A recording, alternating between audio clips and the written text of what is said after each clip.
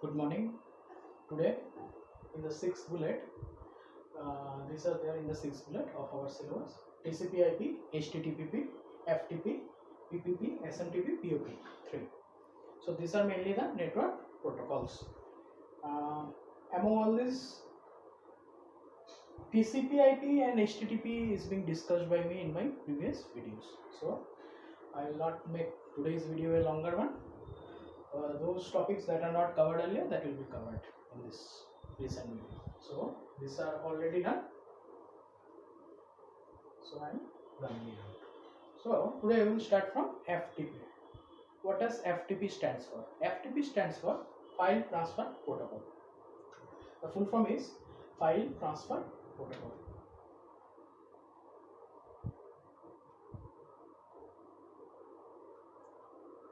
As the name suggests, transfer of files between the sender and the receivers. Okay, or transfer of files between the client and the server takes place with the help of these protocols. File can be anything. Okay, it can be a MP3 file, it can be MP4 file, it can be a document. Okay, any file between the sender and the receiver, client or the server, takes place with the help of this protocol. Then comes PPP. What does PPP stands for? PPP stands for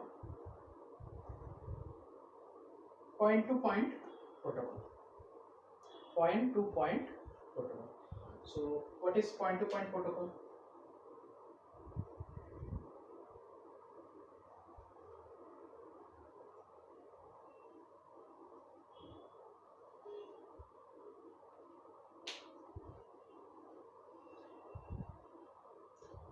Another thing, that OSI model I told you earlier, it is a 7-layer model. 7-layer model, and physically no such thing exists. It is a conceptual model. Okay, imaginary model. So in class 12 we will be dealing mainly with the bottom 3 layers. Okay, bottom 3 layers. What are the bottom 3 layers?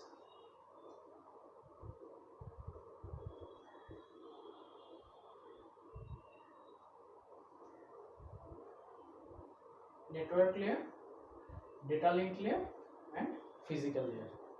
Okay, network, data link, and this is the physical layer. So point to point protocol works in the network layer. Alright, so what happens in this protocol? Communication takes place between two machines. Okay, point to point protocol works in the network layer. Alright, and what happens in this protocol? Communication takes place between two routers directly. Routers, earlier I have told what are routers. So router directs the data packets depending upon their destination, where to travel they decides it, and they will forward those data packets. So communication between two routers takes place with the help of this protocol. Alright, so now come next to this SMTP. So what does SMTP stands for? Simple Mail Transfer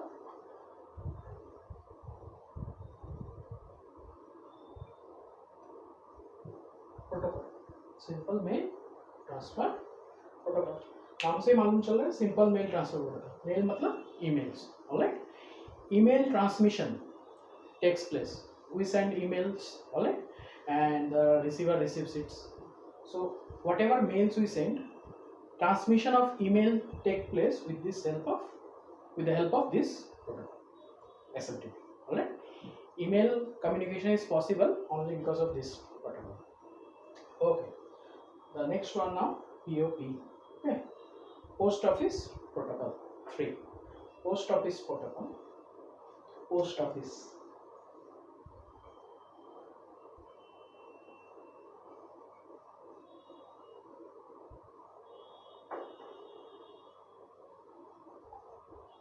So what does this do? the mail is being sent, our internet server receives the mail on our behalf. Okay, when we log into our email account, we go to the inbox, okay, and then we read the emails.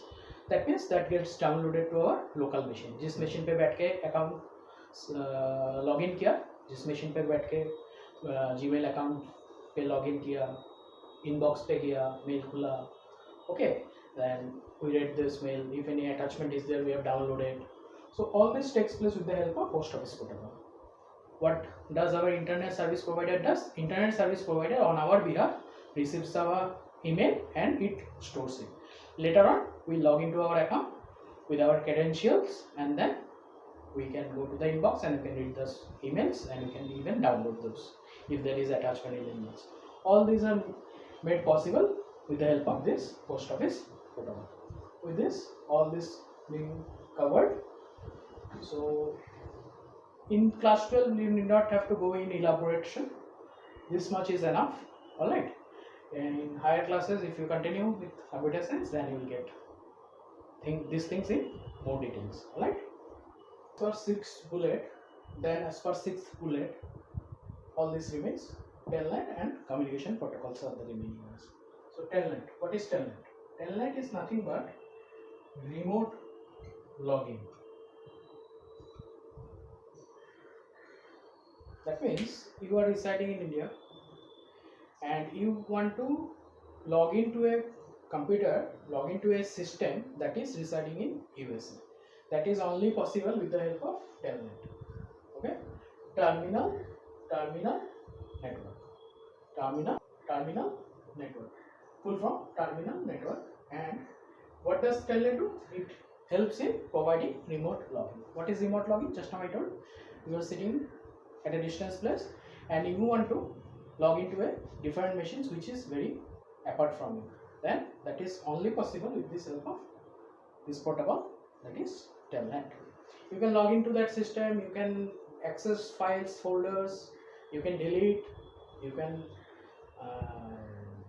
copy, paste, you can move the folder from one section to the other, okay, one part of the disk to the other part, whatever. All these are only possible with this help of Telnet. Then comes communication protocols. Under communication protocols, in the sixth bullet, all these are mentioned: GSM, GPRS, and WLAN. I am explaining in brief what are all these three. So GSM, as the name suggests, GSM stands for Global System for Mobile Communication. GSM, Global System for Mobile Communication. नाम कैसे पढ़ा? इससे G लिया, systems का S को लिया और इसका M को लिया, उससे आ गया नाम GSM. This was one more thing. Telnet usually works in a LAN.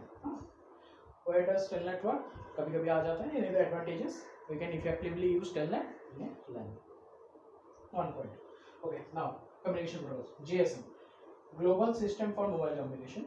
Full form, Global System for Mobile Communication. One point. Second point.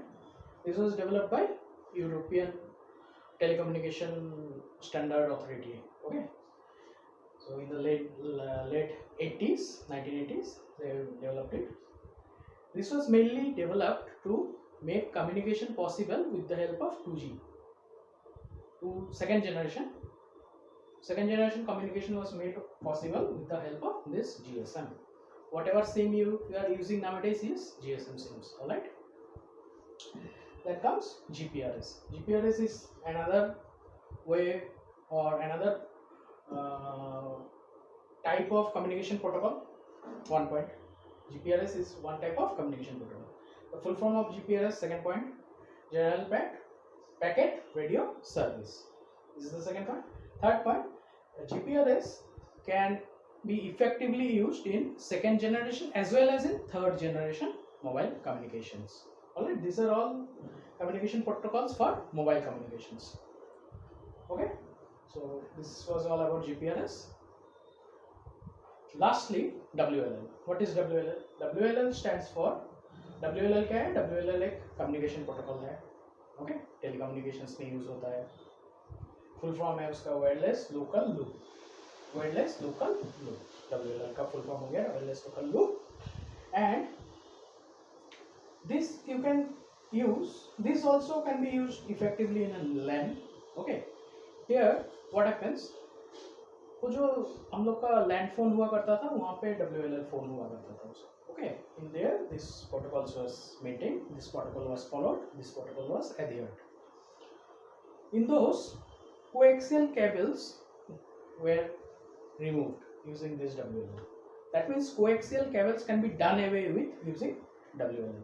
Okay, what happens in cable, it becomes physical connection is to be established. Okay, if the connection is longer, then there are chances that people can hack those. Okay, or it can be hurt by that, communication can be easily hurt, can be easily hijacked by someone else. Okay, someone else so जानबूझ के बदमाशी कर रहा है. Okay, that is not actually correct, not morally correct, but they do. That means coaxial cable में वो security नहीं था. That coaxial cable can be done away with WLL, wireless local loop. Here wireless communication takes place. किसी को पता ही नहीं wireless हो रहा है.